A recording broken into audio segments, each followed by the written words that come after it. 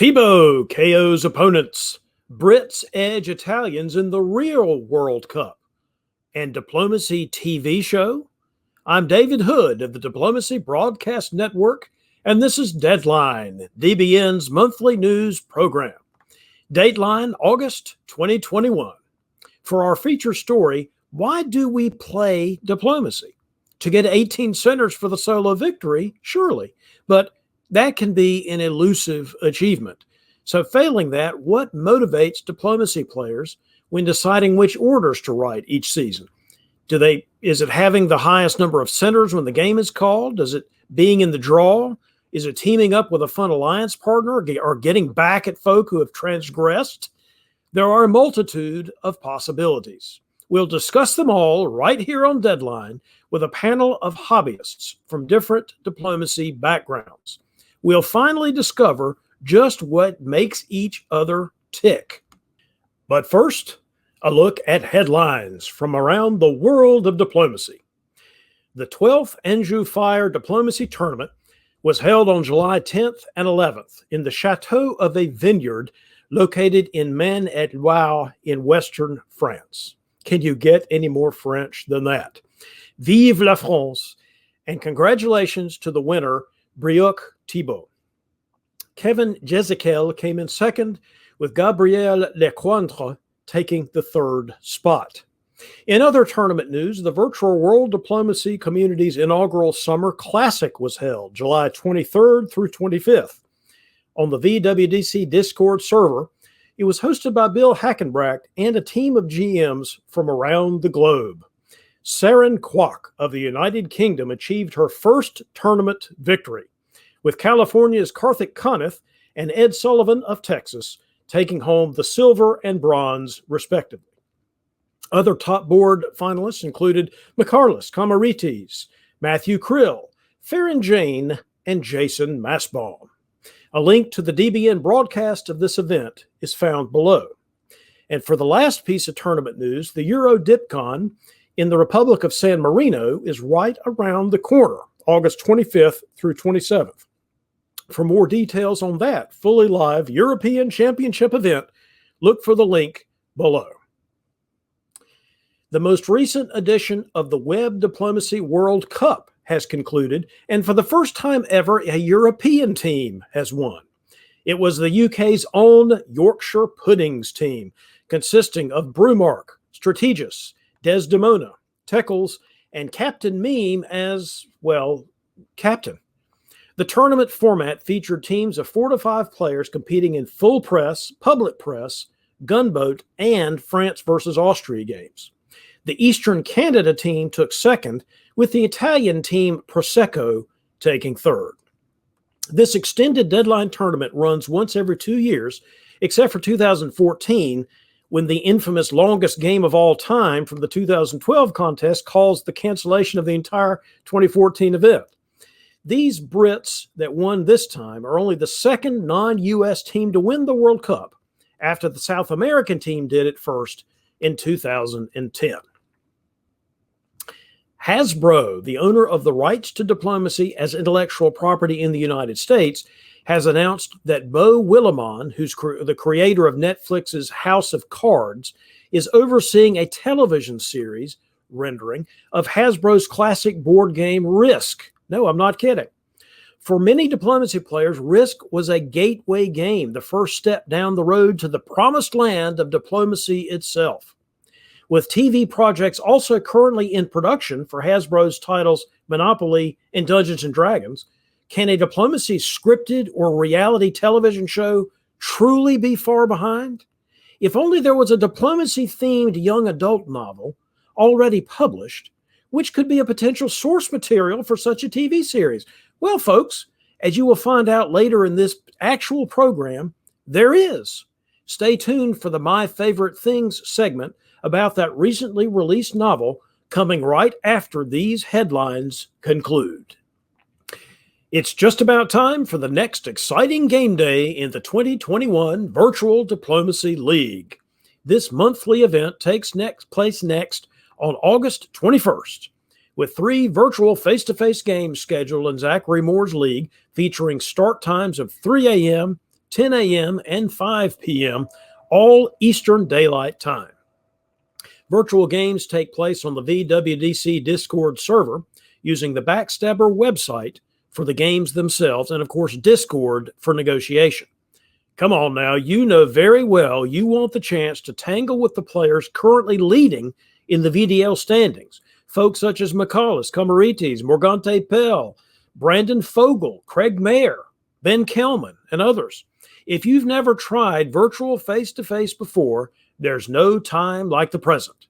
Just make your way to the VWDC Discord server, select the VDL role, and ask anyone you find there to help you oriented for the exciting Diplomacy League action to come. You'll find a link to the VDL section of our DBN website below. Face-to-face club games continue to pop up all over the world of diplomacy. Seattle, Washington, Denver, Colorado, and Boston, Massachusetts are just some of the locations which have hosted house games in July alone. If you want to organize face-to-face play in your area, the Club Growth Initiative, the CGI, is here to help. You will find helpful resources at the North American Diplomacy Federation website, thenadf.com. In other face-to-face news, the 2021 Carnage in Mount Stowe, Vermont on November 5th and 6th was announced some time ago, with hobbyists from all over already planning to make the trip. Tournament director Dave Maletsky suggests coming in that Thursday night for the unofficial welcoming meal, and then staying through the award ceremony scheduled for that Sunday morning, November the 7th. Liberty Cup has also joined the face-to-face schedule, with that tournament's live return to be held over the weekend of October 8th through 10th at the Hilton Doubletree in Philadelphia, Pennsylvania. See the links below for more information. Now, let's take a trip around the various websites and YouTube channels for the content providers that which we call the DBN Media Partners. The weekly newsletter Diplomacy Briefing will release its 100th anniversary issue on August 20th, featuring all kinds of special contents, including another edition of Zach Moore Predicts. Interested in achieving more solos in your diplomacy play? Then read Brother Board's recent blog post about embracing what makes each great power different and how to use those different abilities to get that 18th dot. The recently concluded Media Wars 2 extended deadline game, which was contested by representatives from 7 different diplomacy content creators, has generated tremendous educational and entertaining videos from many of its players, with the most recent entry being Ezio from the DiploStretch YouTube channel describing the game from his vantage point as playing France. And those zany Australians, Amby and Kaner, interview the developers of the newest diplomacy app Primacy and discuss their continuing plans to make diplomacy an Olympic sport in time for the 2032 Games in Brisbane in the latest edition of their Diplomacy Games broadcast. Follow the links below to all of this diplomacy content and visit the nadf.org for information on all of our DBN media partners. Now, you knew I would bring up the current state of the Nexus Season 6 final now, didn't you? For the last 2 episodes of Deadline News, I've reported on that championship game as seen on the turn-by-turn coverage provided by the Diplomats YouTube channel. Nexus, as you may recall, is a community on Discord in which players from all the major diplomacy websites and apps come together to compete in a tournament to determine which one will rule them all. As of this time of the broadcast, the game has reached fall 1907, with Riaz Varani's England, Tangian's Turkey, and Philip's France all tied at 7 centers each, with the only real change for that year being Tangian's swipe of Romania from his erstwhile ally, Ewok's Russia. Catch every move of this featured game by following the link to the Diplomats channel below. Do you want to try face-to-face diplomacy play, that exciting new way to play our game, but you don't want the added stress and pressure of playing tournaments or league games? The VWDC Discord server has an answer for you. Sunday house games and monthly Mondays. These are pickup games. Nothing's on the line except fun, friendship, and festivity. The Sunday games typically take place shortly after the master class, which is the seminar type offering, which usually starts on noon Eastern time. So the Sunday games, the pickup games usually start about 1:30. Monthly Mondays start at 7:30 Eastern time, one Monday evening each month. Hence, the name Monthly Monday. This is a great way for us to continue to build our online hobby. So if you want to participate, join the VWDC Discord server using the link below, and then find the V face-to-face house games area on the server. And now it's time for a segment we call My Favorite Things. We'll interview a diplomacy player about why they like playing the game, and then we'll talk about something of particular interest to that hobbyist, whether or not related to diplomacy. This month, we talked to Jamie Langa, who just published a young adult novel framed around a game of diplomacy. The book is called The Art of the Stab. So, Jamie, welcome to Deadline and this segment, which we call My Favorite Things. So first off, tell us a little about your introduction to diplomacy and why you like the game. Thank you for having me on, David. I was introduced to diplomacy back in high school several years ago, decades ago. Back then, I only played a handful of times with friends. Part of this was just the logistics of trying to play the longer games was trickier back then. This is kind of a game that's like tailor-made for the internet in some ways. It's kind of a shame that it came about before the internet days. And the one thing is that there's actually one character that had a similar experience that I did, where I was less experienced than they were, and so I didn't enjoy it as much. I was pretty much used and abused by the other more experienced players. Oh my. But I kind of saw I definitely saw the appeal even as I was backstabbed and betrayed, and but it's only now that I've seen that there's this big community online, and there's an ease of playing it that I've started to get back into it in earnest. And what I liked about the game and what I still like about it is that it's the idea of having an asymmetrical game with a rough balance is something that you don't get a lot in board games. Chess, I guess, has a slight asymmetry in that one player goes first, stuff like that. But generally, seven player game with seven different players and seven different strategies. Yeah, it's pretty clever. I'm kind of amazed that the original board in its configuration actually manages to be as balanced as it does. That's part of it. The other part of it is that the idea of a board game where so much of it isn't on the board at all, where the tactical and strategic manipulation of the pieces is only a part of it, and actually talking to the other players is so crucial. That's actually pretty amazing, and that's what I love about it. And that's what I think makes for, or has potential for making for an interesting book. You're not the only one who loves that part of the game. But now that's a good segue to talk about your book. So what possessed you? This is a book, The Art of the Stab, that you have written and recently published, that is centered around seven high school seniors who've just graduated playing a game before they do the next chapter of their lives. What possessed you to write this novel about diplomacy? A couple of things. My first published novel, The Dream of the White Elephant, was a fairly conventional mystery and police procedural.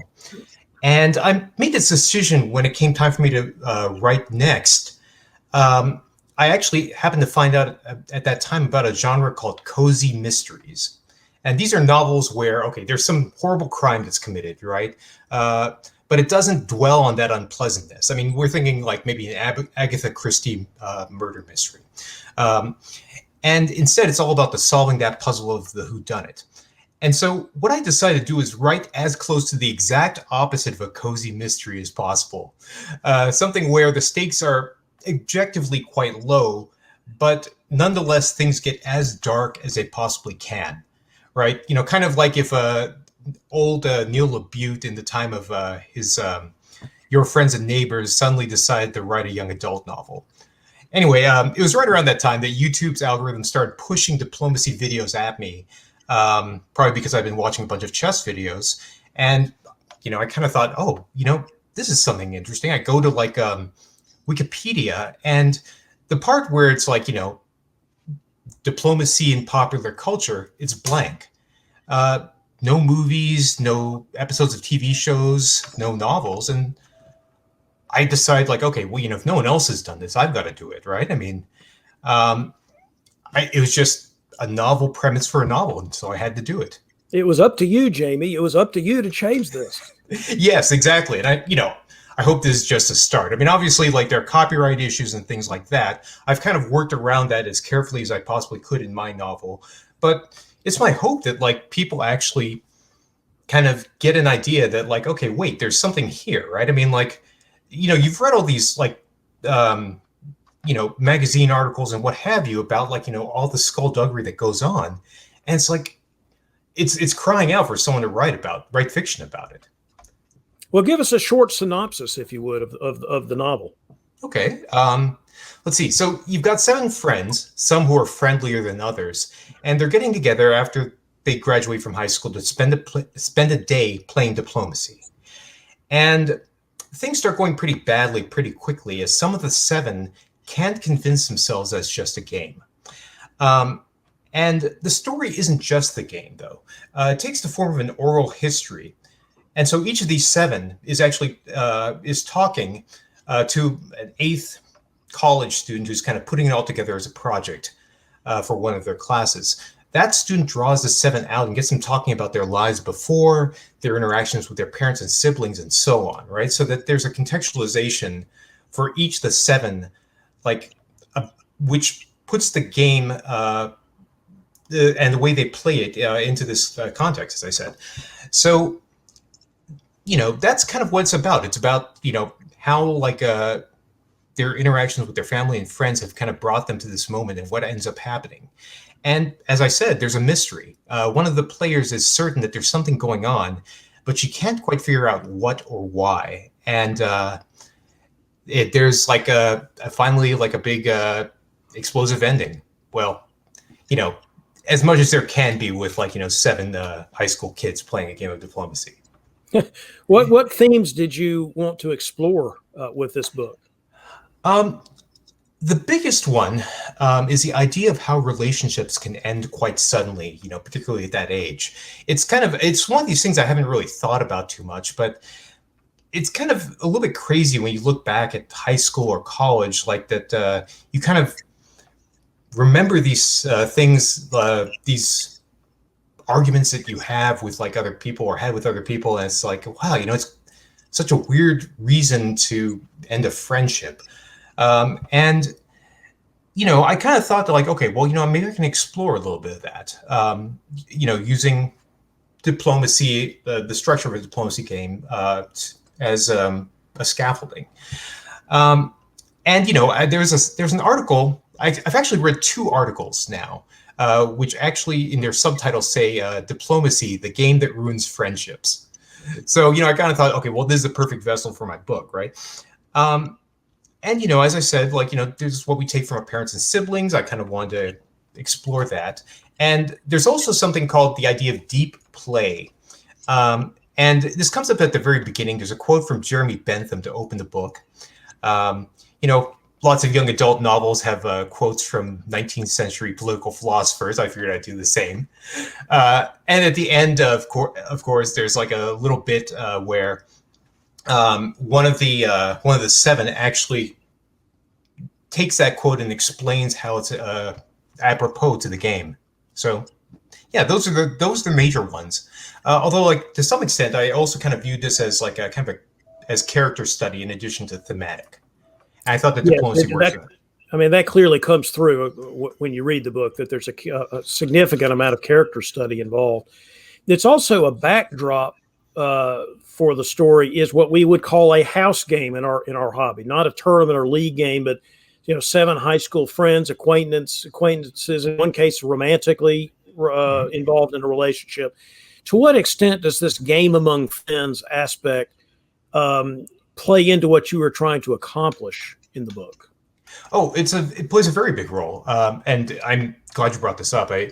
I think it's safe to say that the book, as I envisioned, wouldn't make sense in the worlds of tournament or league play, right? Just because things aren't as personal there, I would think. What the reader finds out is that those relationships play a huge role in the actual gameplay, all the way to the very end. And this is one of these things that your audience should keep in mind in approaching the book.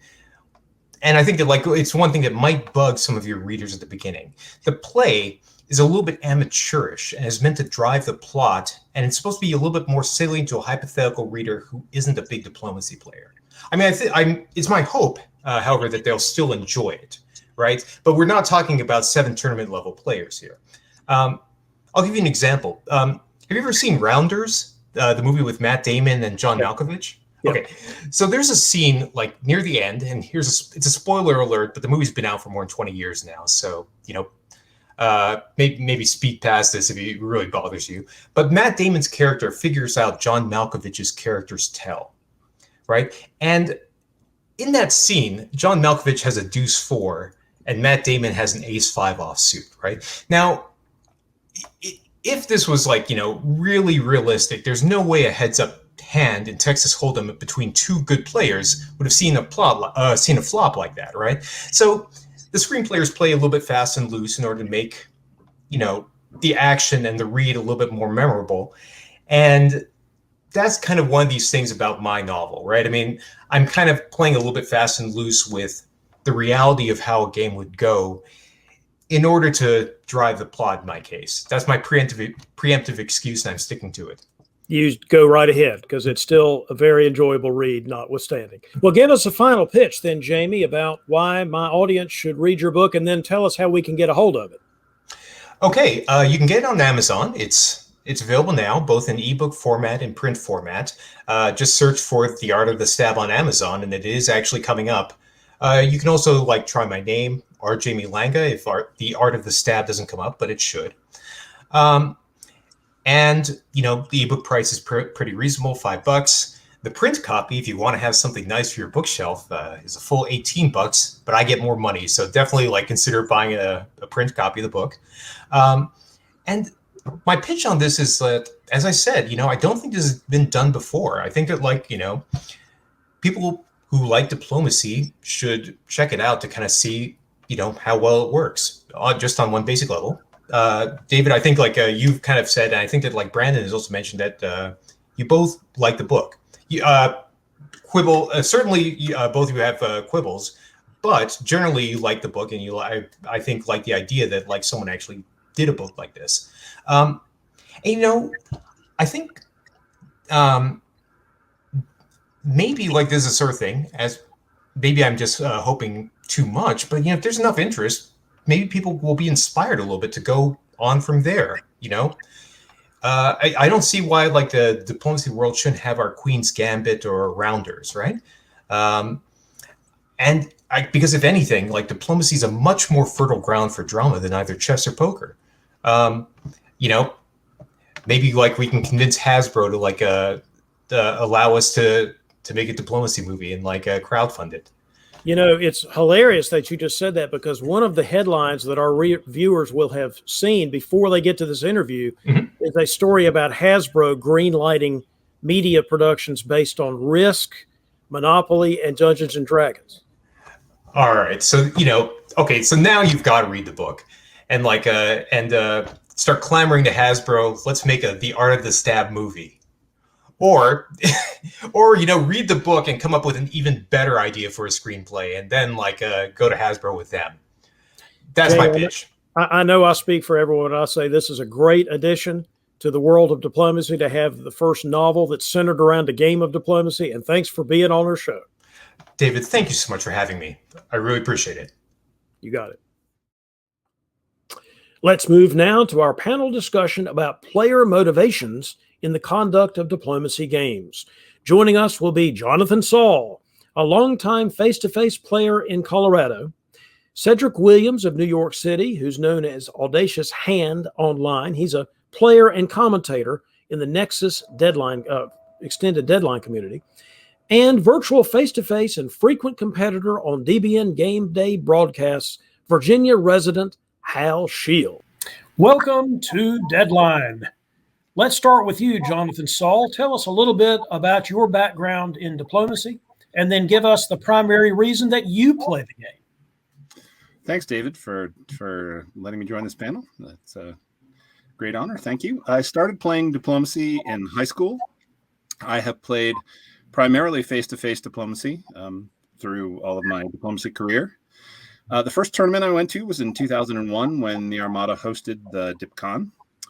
I traveled extensively to play diplomacy for about 10 years and then took a life-forced hiatus for about 10 years and came back with the WAC anniversary event in 2019. And I play diplomacy because it's the best game there is.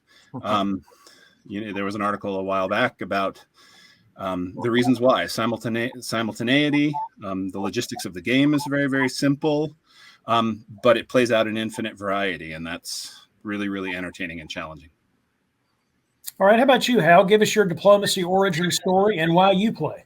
My story dates back to when I was a junior in college. I was at American University in Washington, D.C., and some of my buddies who we were playing some other Avalon Hill games with said, "Have you ever played diplomacy?" And I said, no. That was on I guess it was a Tuesday night at 7 o'clock. And at 7 o'clock the next morning when we finished up the first game, I was hooked. I played face-to-face for a number of years. And then that initial group of friends, because American University is in Washington, D.C., went off to work at the State Department. And I found that to be interesting, that I would be playing diplomacy with Undersecretary of States. And that was kind of fun and interesting. And my job career took me a bit into the government too. So that was, again, some interesting aspects there. Then like John, I had a life interruption, we'll call it, for diplomacy, as I had kids and there just wasn't bandwidth for playing all weekend and whatnot. And then online around 2000, 2005, started playing online games when I had time. And then when COVID hit, I forget how I found the DBN and the whole Windy Weasels and all of that. And I've been playing virtual since COVID and to get back to face-to-face shortly. All right. Cedric, how about you? Same question. Well, my background is almost entirely online. You could say that I'm pretty much a product of the Nexus community. My first competitive game was actually Nexus Game 1 in Season 1, which was actually played with Ed Sullivan, who I think was pretty early in his playing career, if we can call it that, as well as a future finalist and winner, iUsers. I ended up actually soloing that game and have kind of been chasing the dragon ever since, unfortunately. Later on in the third season of Nexus, I joined the Hearts, which is kind of part educational institution for online players. Some might call it a cult or a gang. But through that kind of teaching, I really improved my play. Put together a pretty dominant season. Unfortunately, the finals are a completely different animal for Nexus, which we might talk about. So I kind of flamed out there. And ever since, I've been more kind of licking my wounds, theorizing, observing, maybe readying an eventual return.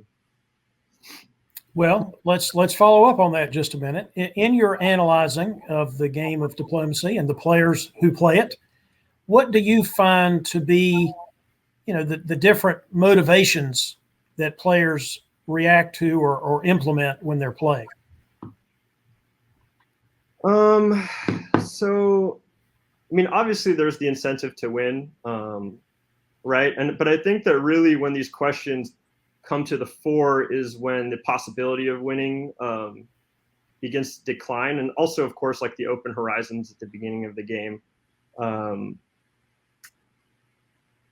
I think that you could kind of come up with a few different ways. You have the people who want to game the system, right?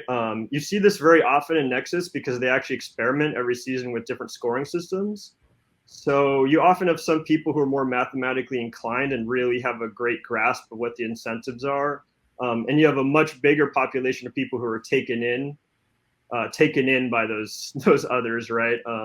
What seems rational, what seems like in your mathematical best interest, turns out to be more in their interest. I'll say, just speaking more to my own style, I think that the sense of adventure and fun is actually immensely important, both in gaining allies at the beginning of the game, but even in duping people into doing silly things because they're fun. You know, sending a convoy to England in order to get that army out of a defensive position on the continent, for instance. Okay, Loki, I appreciate that answer from the trickster.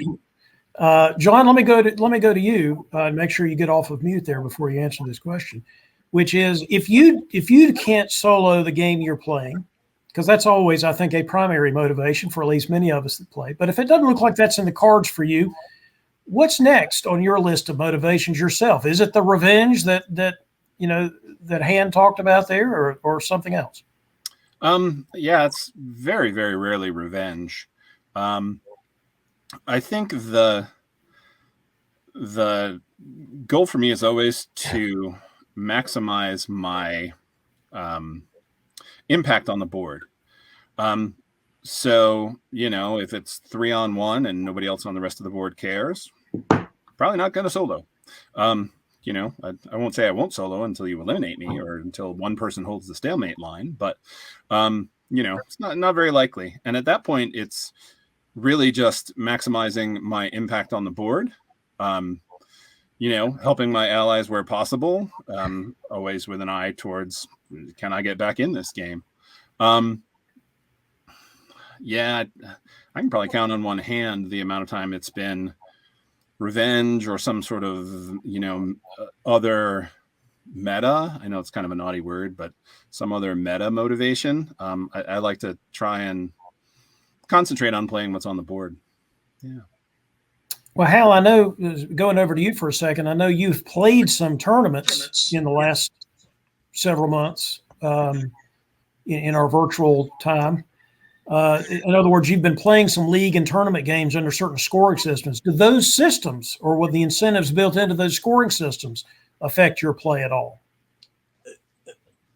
So for me, the tournament world, there was about a 30-year gap in playing tournaments. And when I first came on board virtually, it took me a little bit to understand that each tournament had its own rules and the importance of at least understanding what the scoring system is, and also where people were in the standings as the tournament moved forward. Because after the first round, you might be on a board where no one had done very well, and people might be more bold because they knew they need a 12, 14, dot, or maybe even a solo to stay relevant in the tournament. So the scoring system definitely affects my play. I will say it's very frustrating that there isn't a consensus on the scoring mechanism in the industry. And I would say that's one of the things that hurts us. Imagine playing chess every time with a different set of rules. And I think if there was some ability to kind of have a fellowship of the ring moment amongst the tournament leaders and come up with a unified system, I think that would be great. All right. Now that you've opened that can of worms, I am firmly closing it, given that I am, in fact, Sauron when it comes to the Fellowship of the Ring scenario that you're dealing with.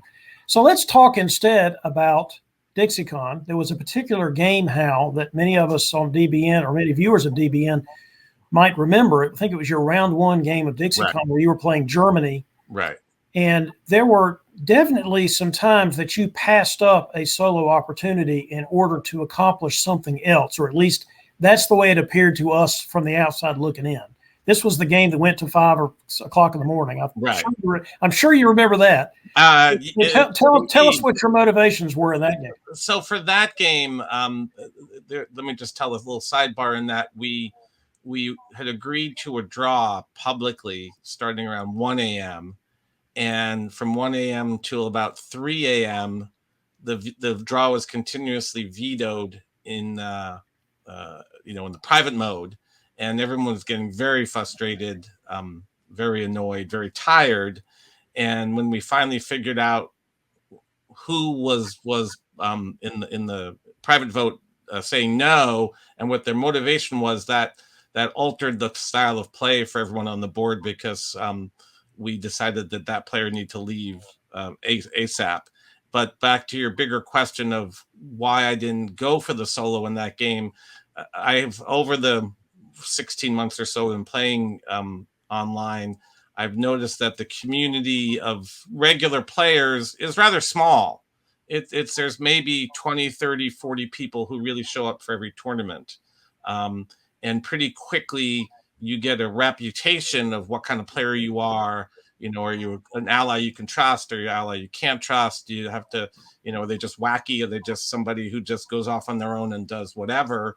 And I didn't solo in that game because I felt that I would need to stab the two allies that had helped me get the lead, essentially. I think I wound up with 12 or 14 dots in that game. But if it wasn't for my two allies, that never would have happened. And I felt that my reputation going forward was more important than soloing in that particular game. Now, that may be a bad idea, and we can all debate that. And I certainly at moments kick myself because perhaps I should have gone for the solo. But that's the way I tend to play, is thinking of the longer term, down the road tournaments of how do I want to be perceived and thought of. Well, we're not here to debate the relative merits of a particular motivation. We're here to identify motivations. And I think you've done that, because certainly a motivation for many players is reputation management, right? And frankly, can be loyalty right. to an ally. Can be a motivation that we've all seen in diplomacy. I don't think there's anything inherently, now people will disagree with this, but I don't think there's anything inherently bad or good about that. John, speaking of loyalty, with the first time you and I met was that tournament in Denver, 2001. And I don't remember very many games, to be honest, in my career. I don't remember very many individual games, but for some reason, I really do remember our last game that Sunday. You and I were England and France, although I don't remember which one of us was which. And we just basically allied from the beginning and smushed everybody, and then declared a two-way draw. And that just seemed a lot of fun to me. And ordinarily, honestly, I would have been looking for a solo angle. And I just didn't do it in that game. What do you recall about that game? And do you think your motivations change from game to game depending on the situation? Well, I think that was my first tournament, and so I hadn't quite yet become a draw apostate that I am now, but that the motivation at this point is always already solo, right? That's first, and barring that, right? What can we do to keep everybody in the game? Not for purposes of game balance, but for purposes of a 4-person stalemate line is pretty hard to hold. So it's more likely that if there are 4 people on the other side, I'm going to be able to crack through in solo. So, but tournaments being what they are, with time restrictions and, people not sleeping for an entire weekend and deadlines and all these other things, practically, you can't play out every game as if you have all the time in the world. And so working with a good ally allows, maybe to what Cedric was saying, allows some tactical flexibility that allows you to do some things that you otherwise wouldn't do. The games that leave me cold are when I have to spend a significant amount of my force defending against my ally. That's wasted time and wasted energy for both of us. And so finding a situation like we had in Denver, where there's an ally and you continue to grow together and you both benefit, there's no reason to stop, really. And that particular tournament with the much beloved declining center scoring system, you really had to kind of play for a result like that before somebody soloed with 10. So, yeah. Yeah, that was a different animal for sure. Mhm. How about you, Cedric? Do you remember a particular game that you've played that really speaks to this question of what your motivation was in that game? So many. I mean, just because it's the freshest one on my memory, I did play one game, the first round of this Nexus tournament. Unfortunately, I didn't really have the time to commit to further games. As you guys know, these games go on for a month. So you're basically moving in with these people. But in the last one, yeah, I was basically Pezza di Merda, the inevitable Pezza di Merda, kind of my nemesis. One of the more successful players on Nexus.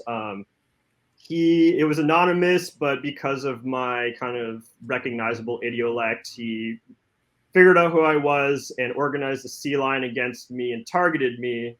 And so my motivation became to target him back and eliminate him. I was actually hoping to knock him out of the tournament. Unfortunately, he did well in his other game and was not eliminated. I did end up topping that board. And it actually was a very interesting dynamic in that I almost rallied the board towards me by acting and authentically acting kind of angry and bereaved, kind of framing his targeting of me as a kind of immoral, unfun thing to do.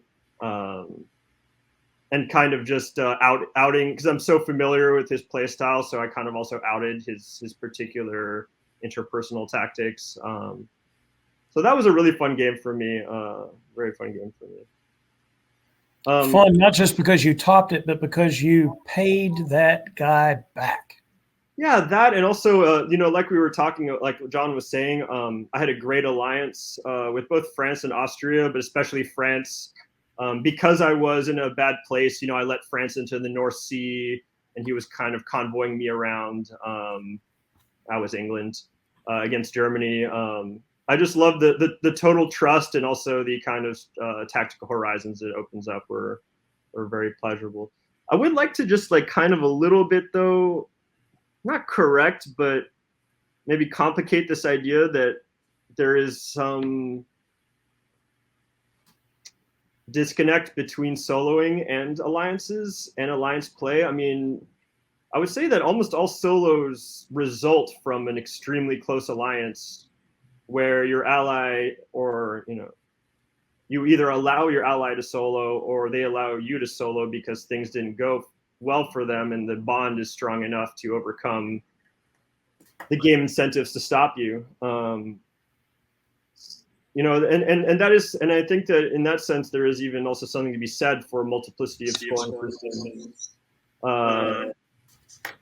For instance, early Nexus really incentivized solos. The first few seasons, you would actually need at least 2 to get to the finals. And I think the play has changed a lot as it's moved towards a more kind of conservative system. Well, play in general changes a lot over the years. I can tell you, having done this for a lot of years, that something that was conventional wisdom 5 or 10 years later is basically heresy. So there's lots of things that change. Cedric, do you think there is a right or wrong way to play the game? Absolutely not. I really don't think so.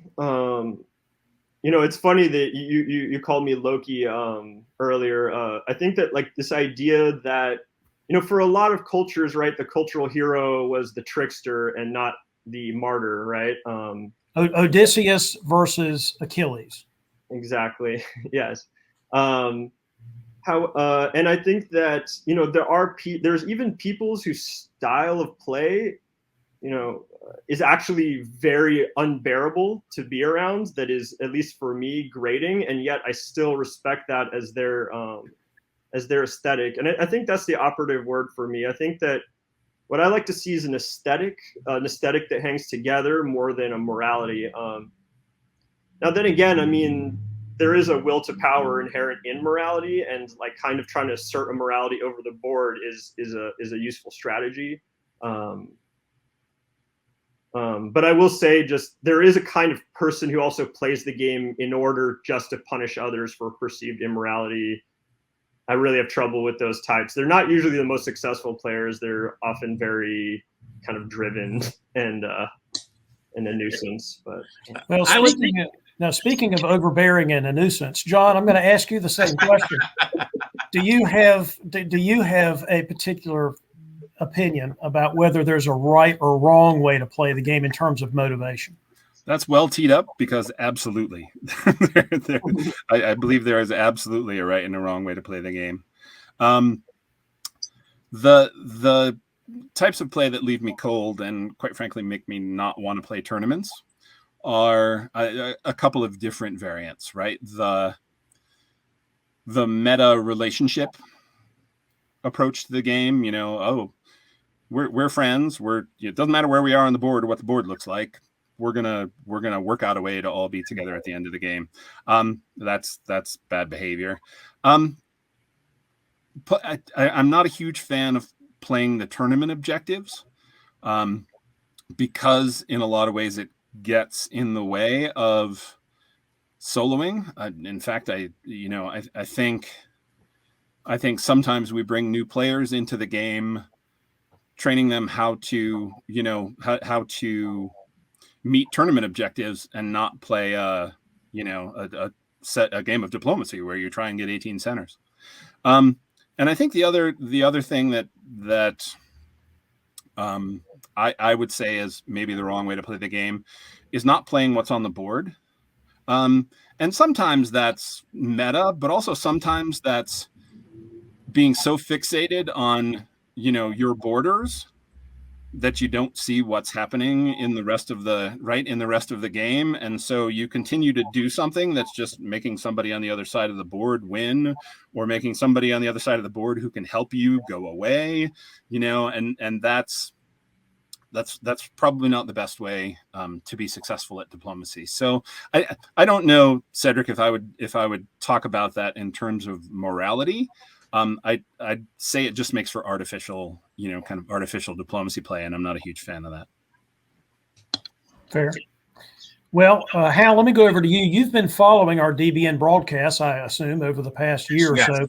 How easy do you think it is to evaluate what the player's strategic or tactical choices are or can be without access not only to the negotiations, and we always say we don't have access to those, but we don't even know exactly what a given player's motivations are when we're commenting on a game on DBN.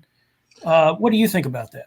So I'll answer that. There's two answers. One, it's interesting from a tactical standpoint, how someone may have set up a convoy or maybe broke through a stalemate line, and how they got support, or a clever move that, I supported my enemy into a center. They assumed I would bounce, and suddenly they're now in a bad position. So I find those maneuvers interesting to watch and make a mental note. I'll have to remember to do that at some point.